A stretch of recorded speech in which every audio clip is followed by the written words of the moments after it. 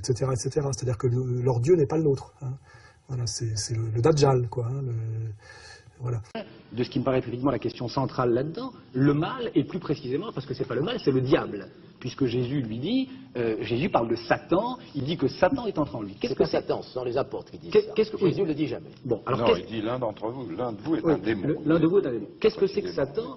Et qu'est-ce que ça veut dire dans la configuration de l'époque? Qu'est-ce que ça veut dire pour un apôtre judéo-chrétien de cette époque-là? Satan, c'est Lucifer. Satan, c'est le porteur de lumière. Satan, c'est celui qui a donné aux hommes les arts et les lettres que Dieu avait tenus enfermés sous 7 sceaux, sous des sceaux.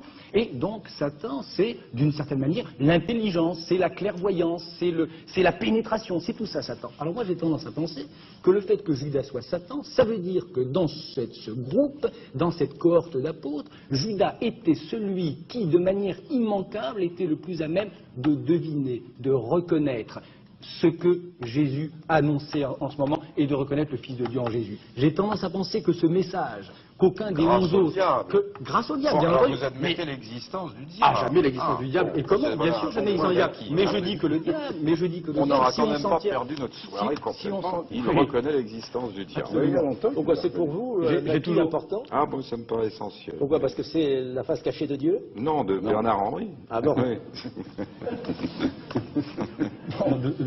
Donc, c'est que, oui, c'est ça, c'est que justement, à cause de cette identification à Satan, moi j'ai tendance à penser que Judas était celui qui avait le mieux entendu et le mieux reconnu, qui était capable de reconnaître à des kilomètres cette identité nouvelle de ce nouveau Messie qui n'a pas grand-chose à voir au Messie ancien. Les autres apôtres, ils l'appellent le fils de David. Fils de David, ça n'a aucun sens.